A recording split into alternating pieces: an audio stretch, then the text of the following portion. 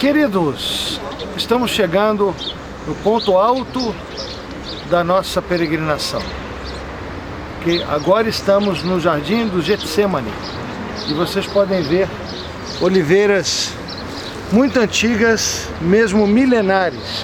Esta oliveira diante de nós, foi feito o teste de carbono 14 nela e foi comprovado ter mais de 2.000 anos de idade.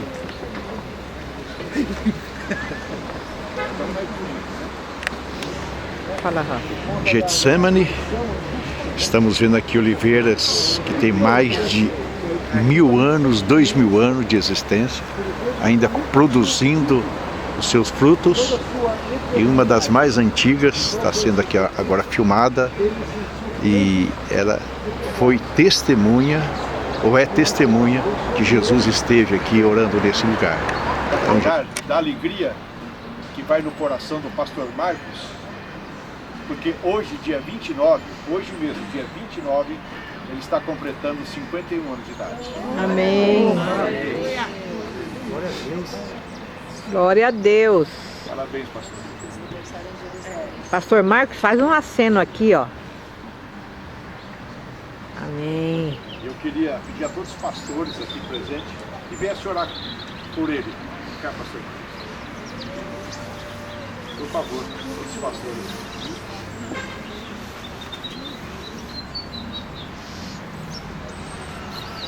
Nós agradecemos a Deus porque Deus fez com que a gente conhecesse ele, a esposa, o filho, ter esse privilégio de completar 29 anos aqui em Jerusalém. É uma colheita muito grande da semeadura que ele fez. Então, graças a Deus, pastor Marcos, por sua vida, por sua família, pelos seus anos de vida, pelo seu ministério, pelo seu trabalho e pela amizade que nós estamos começando. E que bom. Então vamos agradecer a Deus. Eu queria pedir que orasse com imposição de mãos. Podem pôr as mãos sobre ele, em nome de Jesus. Suas mãos são abençoadas. Glória a Deus.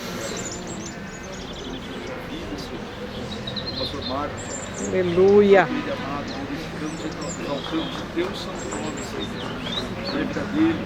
E hoje, Senhor meu Deus, o Senhor agraciou com mais um ano de vida, Pai. Obrigado, Senhor meu Deus, por ter ele conosco e o privilégio, Senhor meu Deus, ele está comemorando. Orar com o irmão, com a irmã que está ao seu lado. Porque você agora tem a oportunidade de orar onde Jesus orou. E abençoar o seu irmão com a sua oração. Em nome de Jesus. Pode assentar, pode ficar em pé, fique à vontade, mas ore pelo seu irmão.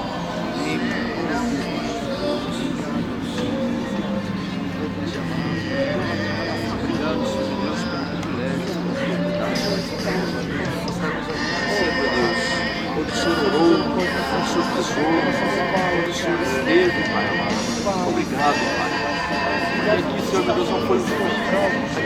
Antes de fazermos a leitura,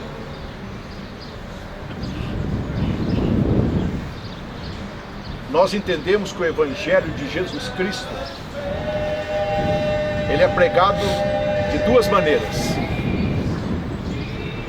Em primeiro lugar, pela sua palavra, que é infalível, que é a verdade. Não precisa ninguém defender a palavra de Deus. Deus próprio se encarrega de defender a sua palavra. Porque a sua palavra é verdade, e contra a verdade de Deus, ninguém pode contradizer. A Bíblia diz que de Deus não se escarnece, de Deus não se zomba. Tudo que o homem semear, isso também ceifará. Então Deus é Deus e a sua palavra é a verdade. Creia ou não, a palavra de Deus permanecerá para sempre. Essa é a primeira maneira de se pregar, é com a palavra de Deus. Porque é a palavra de Deus que convence o homem do pecado e da justiça e do quê? E do erro. A segunda maneira de pregar é com a nossa maneira de viver. Porque Jesus teve a coragem em dizer assim: vós sereis minhas testemunhas. Então essa é a segunda maneira de pregar o Evangelho. A maneira de viver. Porque aqueles que não conhecem a Jesus nos observam. Esperam de nós testemunhas do seu nome, da sua palavra. E para nós pastores ainda a responsabilidade é mais ainda. E lá no livro de Hebreus, no capítulo 12, está escrito que deve-se imitar a fé do pastor e também a sua maneira de viver. Quando Pedro e João, logo de manhã, que eles iam subir ao templo chamado Formosa para a oração, na entrada da escadaria do templo havia um coxo que era colocado ali todos os dias para pedir esmola. E quando os dois discípulos passam, o coxo estende a mão e pede uma esmola. E Pedro disse assim: olha para nós. Olha para nós. Ele disse no plural: olha para nós. Se fossem dois brasileiros, diriam assim: olham para nós dois. Mas Pedro diz: olha para nós. Não temos ouro e prata. Mas depois ele respondeu por ele mesmo: o que eu tenho eu te dou. Aleluia. Pedro diz: o que eu tenho eu te dou. Em nome de Jesus Cristo Nazareno, levanta-te e anda. E aquele coxo firmou-se os pés, os artelhos, e entrou pelas escadarias do templo glorificando a Deus. E isso trouxe a conversão de muita gente. Muitos acreditaram no Evangelho. Então é a segunda maneira de viver. O apóstolo Paulo foi mais ainda enfático, mais profundo na palavra de Deus. Ele diz assim: ainda que eu falasse a língua dos anjos e a língua dos homens, ainda que eu conhecesse toda a ciência, que eu conhecesse todos os mistérios, ainda que eu desse o meu corpo para ser queimado, se não tiver amor, de nada isso aproveita. Então, amados, o amor é o que prevalece. O amor que foi derramado em nossos corações, que começou na cruz do Calvário, é o que tem que dominar a nossa vida. Que nós muitas vezes julgamos o próximo pela aparência. Como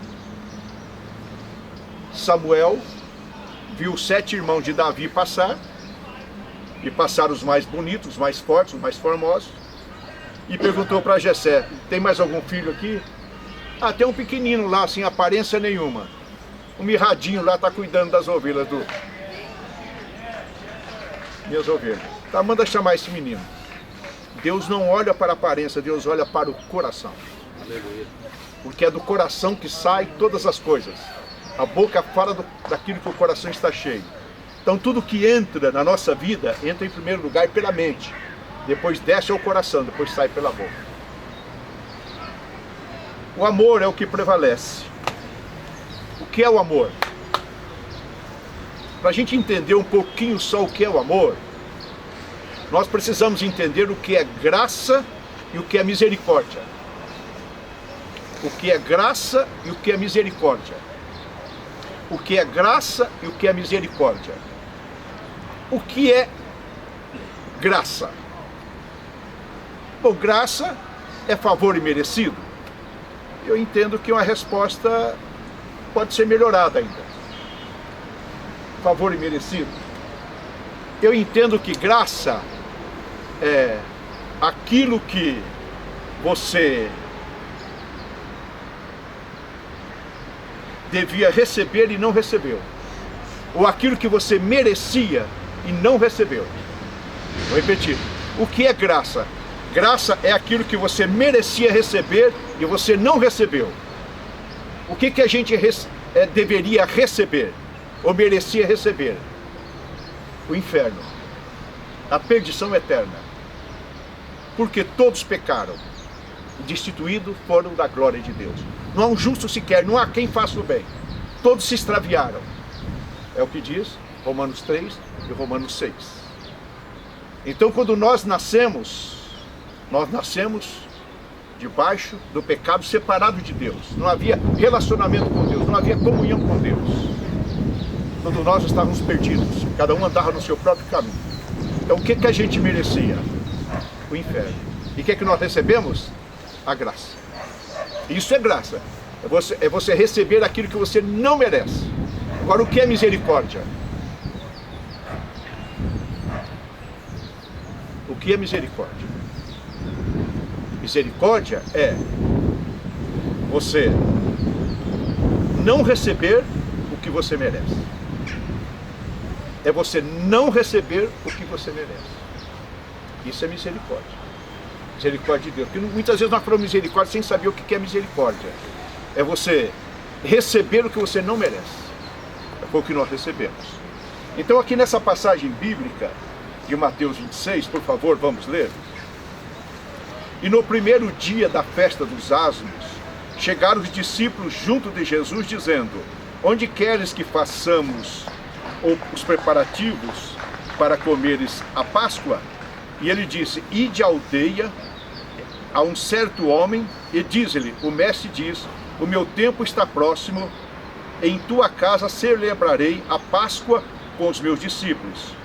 E os discípulos fizeram como Jesus lhe ordenara, e prepararam a Páscoa. E chegada a tarde, assentou-se à mesa com os 11. E comendo eles, disse: em verdade vos digo que um de vós me há de trair.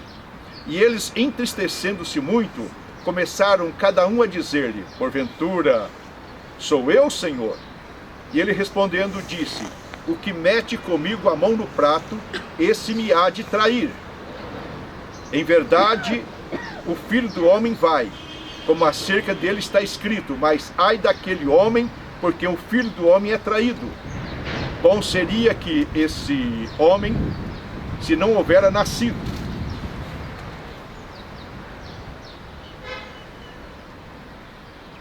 E respondendo Judas, o que traíra, disse: porventura sou eu, Rabi? E ele disse: tu o disseste. E quando comiam, Jesus tomou o pão e, abençoando-o, partiu e deu aos discípulos. E disse: tomai e comei, isto é o meu corpo. E tomando o cálice e dando graças, deu-lhe, dizendo: bebei dele todos, porque isto é o meu sangue, o sangue do Novo Testamento, que é derramado por muitos para a remissão dos pecados. E digo-vos que, desde agora, não beberei deste fruto da vide até aquele dia em que beba de novo convosco no reino de meu Pai. E tendo cantado o hino, saíram para o monte das Oliveiras.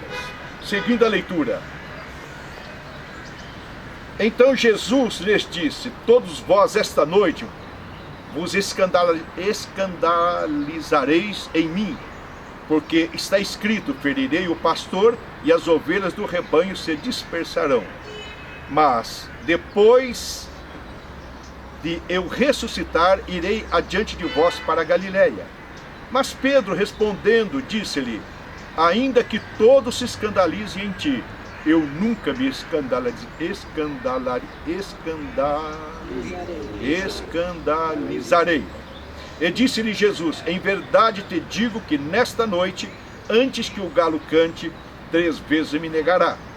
Disse-lhe Pedro: ainda que me seja mister morrer contigo, não te negarei. E todos os discípulos disseram o mesmo.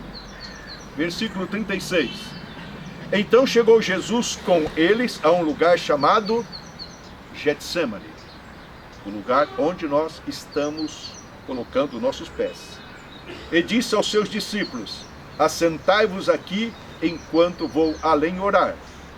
E levando consigo Pedro e os 2 filhos de Zebedeu, começou a entristecer-se e angustiar-se muito. Então lhes disse: a minha alma está cheia de tristeza até a morte. Ficai aqui, velai comigo. E indo um pouco mais adiante, prostrou-se sobre o seu rosto, orando e dizendo: meu Pai, se é possível, passa de mim este cálice. Todavia não seja o que eu quero, mas como tu queres. E voltando para os seus discípulos, achou-os adormecidos, e disse a Pedro: então nenhuma hora pudeste velar comigo? Vigiai e orai para que não entreis em tentação.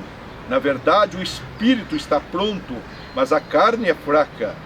E indo, segunda vez, orou dizendo: Pai, Pai meu, se este cálice não pode passar de mim, sem eu beber, faça-se a tua vontade. E voltando, achou outra vez adormecidos, porque os seus olhos estavam carregados. E deixando-os de novo, foi orar pela terceira vez, dizendo as mesmas palavras. Então chegou junto dos seus discípulos e disse-lhe: dormi agora e repousai, eis que é chegada a hora, e o Filho do Homem será entregue nas mãos dos pecadores. Levantai-vos, partamos, eis que é chegado o que me trai. Versículo 47. Jesus é preso. E estando ele ainda a falar, eis que chegou Judas, um dos 12, e com ele uma grande multidão com espadas e varapaus, enviada pelos príncipes dos sacerdotes e pelos anciãos do povo. E o que traía, tinha-lhe dado um sinal, dizendo: a quem eu beijar, é esse, prenda-o. A minha tradução aqui eu tenho que ler com dificuldade, a letra é muito pequena. E logo aproximando-se de Jesus, disse: eu te saldo, Rabi, e beijou-o. Jesus, porém, lhe disse: amigo, a que vieste? Então, aproximando-se eles, lançaram mão de Jesus e o prenderam. E um dos que estavam com Jesus, estendendo a mão, puxou a espada e, ferindo o servo do sumo sacerdote, cortou-lhe uma orelha. Então Jesus disse-lhe: mete no seu lugar a tua espada, porque todos os que lançarem mão da espada, a espada morrerão. Ou pensas tu que eu não poderia agora orar ao meu Pai, e ele não me daria mais de 12 legiões de anjos? Como, pois, se cumpririam as Escrituras, que dizem que assim convém que aconteça? Então disse Jesus à multidão: saíste como para um salteador com espada, varapaus, para me prender? Todos os dias eu me assentava junto de vós, ensinando no templo, e não me prendestes? Mas tudo isso aconteceu para que se cumprisse as Escrituras dos profetas. E todos os discípulos, deixando-o, fugiram. Até aqui, amados irmãos. Amém? Então, estamos no Getsemane. Diga comigo, Getsemane. Getsemane. O que quer dizer a palavra Getsemane? Getsemane quer dizer prensa do azeite. Então aqui havia, no tempo de Jesus, uma lavoura ou plantações de oliveiras. Então havia aqui uma prensa de azeite, onde se fazia o azeite. Jesus, ele participou com os discípulos da última Páscoa lá no Monte Sião, que nós já estivemos. Calcula-se aproximadamente 18 horas que aconteceu essa ceia. No momento da ceia, que não foi um momento de alegria, foi um momento de muita tristeza. Por que momento de muita tristeza? Porque naquele exato momento, Jesus estava despedido dos discípulos. Porque ele disse: não beberei mais do fruto da vide, enquanto não vier o reino de Deus. Então era um momento de despedida, era um momento de lágrimas, de tristeza. Mesmo que os discípulos não estivessem entendendo, mas era um momento de tristeza. E mais ainda, quando Jesus olhou para os 12 discípulos e disse assim: um de vós é o traidor. Meu Deus! Aí os discípulos começaram a perguntar uns aos outros, mas quem? Quem é o traidor? Quem é o traidor? Aí eu pergunto a vocês, Jesus, durante todo o tempo do seu ministério com os discípulos, ele sabia que Judas seria o traidor? Certamente. Jesus sabia que Judas, ele era ladrão? Certamente, ele sabia. Nada estava oculto aos olhos de Jesus. Ele sabia de todas as coisas. Então, naquele momento de tristeza, de despedida e também de acusação, porque foi acusado, você é o traidor, e Jesus deu um sinal, aquele que mete a mão comigo no prato, aquele que pega o pão e molha o pão no prato. Era Judas que estava ao seu lado direito, não ao lado esquerdo. À direita dele, ao lado esquerdo, estava João, o discípulo mais novo, o discípulo amado. E nesse momento, irmãos, Judas se retira daquele lugar. Então foi revelado o traidor. O que nós entendemos, irmãos, do que aconteceu também, entendemos que se cumpriu ali a oração de Jesus no capítulo 17 de João. Jesus orou pelos seus discípulos e orou por nós também, por você. Leu depois o capítulo de João, capítulo 17. Jesus orou pelos discípulos e orou por nós também. Aqueles que viriam ainda crer na sua palavra, que fosse um com ele. Então Jesus, olha aqui, amou Judas até o fim. Jesus amou Judas até pegar uma bacia, deitar água nela e pegar uma toalha e lavar os seus pés. E eu fico aqui imaginando, falando com vocês, quando Jesus se colocou de joelhos e pegando nos pés de Judas e olhando nos olhos de Judas. Judas, é a última oportunidade. Judas, é a última, aproveita a oportunidade. Eu estou dizendo isso para vocês, estou pensando assim. Mas Jesus chegou a lavar os pés de Judas e ele se retirou daquele lugar. Então isso aconteceu lá no Monte Sião. Mas a Bíblia diz também que após ter comido pão, bebido do suco da videira e revelado que era o traidor, num momento de tristeza, Jesus saiu daquele lugar para vir para o Getsemane. Calcula-se 22 horas. Eles cantaram um hino. Qual foi o hino que eles cantaram? Será que cantaram esse hino?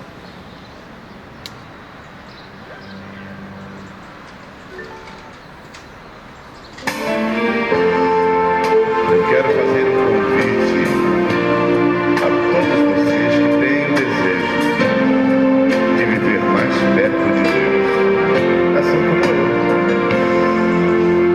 Mais perto quero estar.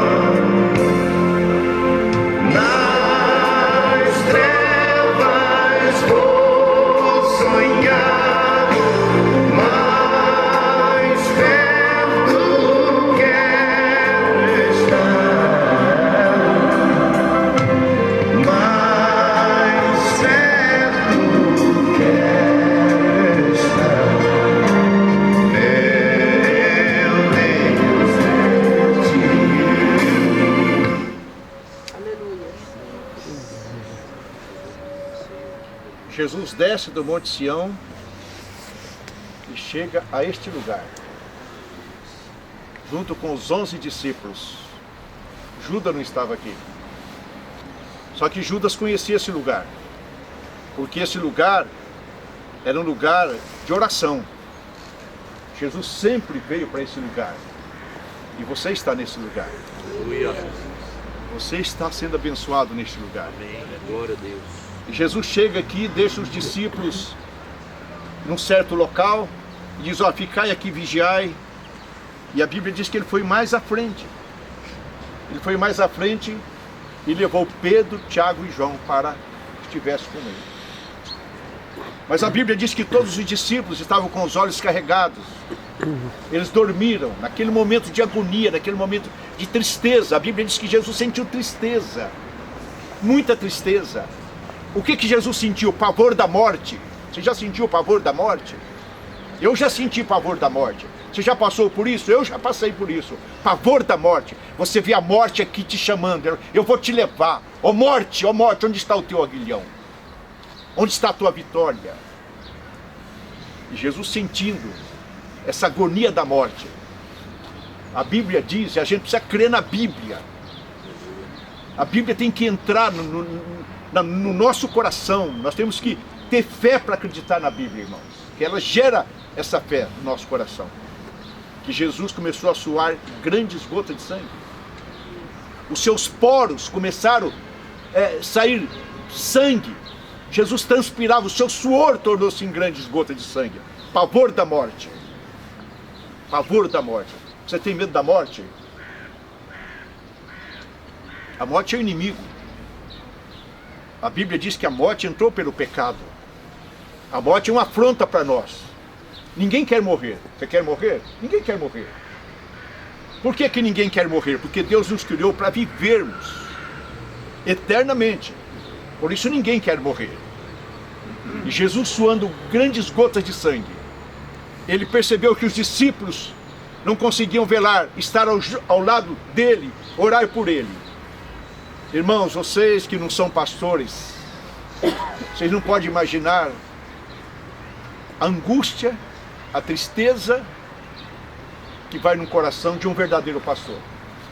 Você não pode imaginar. E alguns de vocês já ouviram eu falar do púlpito da nossa igreja. E falei muitas vezes que em meio a 2.000 pessoas, que é o número de membros da nossa igreja, muitas vezes eu me sinto sozinho. Porque dificilmente você encontra uma pessoa que diz assim, pastor, você está precisando de uma ajuda? Ô pastor, o que eu posso fazer para... Porque se você está com o teu semblante um pouco triste, alguns percebem. Como a Rosmari falou, pastor, eu sou tua ovelha nova e eu sei quando você está triste. É, Rosmari? E é verdade, a gente não consegue esconder. A dor, a tristeza. Porque o pastor é humano também. O pastor sente dor também. Então, Jesus começou a suar grandes gotas de sangue. Agora pensemos um pouquinho. De repente esse lugar é iluminado. É iluminado porque chega uma multidão. A Bíblia diz que chega a multidão. E Judas está à frente. Judas encabeça a direção a esse lugar. Porque Judas conhecia esse lugar. E essa multidão chega com varapaus, com espadas, com tantas coisas. Vieram para prender Jesus. Porque estava escuro esse ambiente.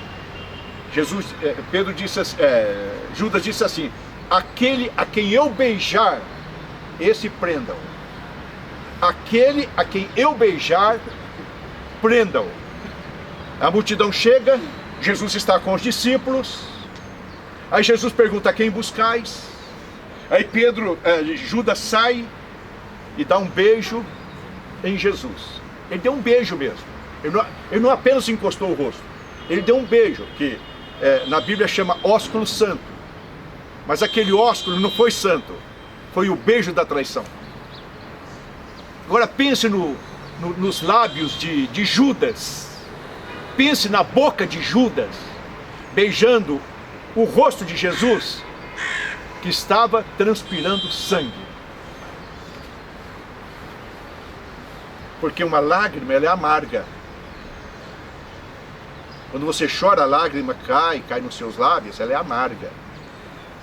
O que Judas sentiu quando ele beijou? Aqueles poros cheios de sangue. Aí Jesus disse, amigo. Jesus chamou Judas de amigo. O que vieste fazer, amigo? Jesus tratou de amigo. Irmãos, quem é amigo? Eu entendo que amigo se escolhe. Amigo, você escolhe quem você quer que seja seu amigo. Não é uma pessoa que diz assim, eu quero ser seu amigo. Bom, você quer ser meu amigo? Agora precisa saber se eu aceito você ser meu amigo. Porque nem toda pessoa você pode aceitar para ser seu amigo. Mas Jesus tratou Judas de amigo. Amigo, o que vieste fazer? Porque o amigo é o que trai. O amigo é o que trai. Não é o ímpio, é o amigo que trai. Irmãos, uma traição dói. A traição é pior que uma mentira. A traição dói. A traição assassina. A traição esfaqueia. A traição te mata. Aí você pergunta, pastor Daniel, você já foi traído algumas vezes? Muitas vezes. Por quem? Por amigos. Por amigos. Dói demais. Nunca houve uma traição no nosso relacionamento de casamento. Nunca senti isso. Ou nós sentimos isso, irmã Ivone. Sempre houve fidelidade no nosso casamento. Mas o nosso ministério, quando você se derramou em amor, abençoou, Deus usou a sua vida para salvação. Deus usou a sua vida para levar a pessoa ao ministério, porque essas mãos aqui já ungiram, já ordenaram mais de 100 pastores, muitos missionários nesses 50 anos. Muitos, muitos. A pastora Ademar sabe disso. Óleo que eu derramei na cabeça de muitos. E alguns me traíram. Foram embora. Me deram até prejuízo. Dói demais uma traição. Isso aconteceu com Jesus aqui. Uma traição. Jesus se entregou. Ele se entregou. Ele diz, olha, aqui estou eu, pode manietar, pode me prender. E ele disse assim para Pedro, Pedro, eu poderia pedir a Deus 12 legiões de anjos e acabar com tudo isso aqui. Não, agora. Acabar com tudo e encerra-se tudo aqui. Apenas um anjo, não 12 legiões de anjos. Não 7.200 anjos. Quando o Mochico, ministrando para nós, nos fez lembrar ontem do rei Senaqueribe. Lembra da Síria, o rei Senaqueribe? Quando aqui dentro de Jerusalém, o Senhor disse para o rei Ezequias que nenhuma flecha entraria na cidade de Jerusalém, e que aqueles que estavam dentro de Jerusalém foram poupados, mas os que estavam em Hebrom e outros lugares não foram poupados, mas os que estavam aqui guardados em Jerusalém, Deus disse, não entrará uma flecha, não entrará, ninguém atravessará esse muro. E um anjo só matou 185.000 homens do exército de Senaqueribe. Imagina um anjo que poderia fazer aqui. Mas Jesus se entregou. Jesus não teve uma reação de resistência. Falou, sou eu. Os discípulos fugiram.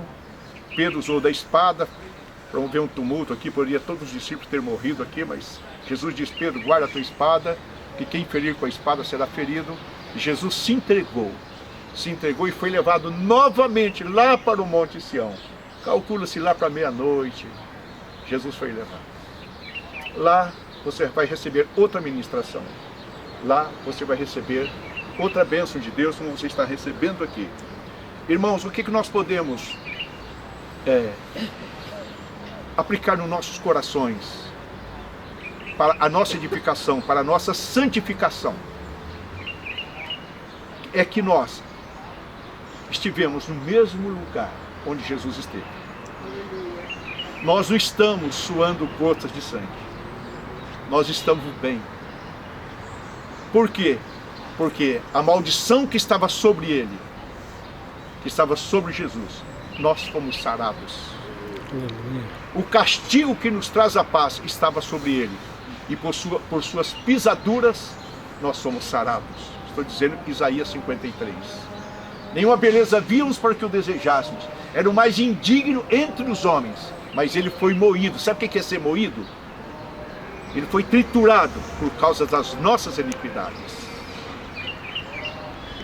Então nós aprendemos, irmãos, que aqui nós estamos bem, porque nós estamos recebendo a graça do Senhor, a bênção do Senhor. Aqui nós estamos santificando mais a nossa vida. Aqui nós estamos melhorando nossos caminhos. Aqui nós estamos nos aproximando mais do Senhor. Porque quando as pastoras, os pastores que estão aqui, lá na sua igreja, num dia de uma mensagem, num dia de um domingo muito especial, você poderá mostrar para a sua igreja, para o seu rebanho, né? Você pisando nesse lugar, o culto que aconteceu nesse lugar, e você vai transmitir a mensagem: olha, nós estivemos lá no Getsemane. Observe, irmãos, isso vai edificar muitas vidas serão salvas, muitas vidas desejarão vir para esse lugar também, porque você vai ser um canal de bênção para muitos, muitos irão se converter por causa dessa mensagem, do seu testemunho, do que está acontecendo aqui nessa manhã. Eu tenho recebido muitos telefonemas, de muitos amigos, muitos evangelhos que eu nem conheço, porque nós temos mensagem até no YouTube. Então, se fosse mensagem do Grupo Êxodo no YouTube, tem diversas mensagens, no Jaboque, Peniel, Montenegro e outros lugares, e principalmente aqui em Jerusalém, na terra de Israel. Então Deus te abençoe, querido. Amém. Deus te abençoe. Amém. Desculpe eu repetir isso para vocês, eu estou despedindo desse lugar. Então eu com a Ivana não vamos voltar mais aqui. A gente não vai mais apalpar essa oliveira, porque aqui nós choramos muito. Aqui nós nos derramamos muito. E agora a gente não pisa mais aqui, irmã Ivana. A gente não volta mais aqui. Eu quero que receber uma oração de vocês, eu com a Ivone, despedindo desse lugar. Amamos vocês, vamos continuar amando vocês. Deus abençoe vocês. Então vamos ouvir mais um pouquinho desse hino.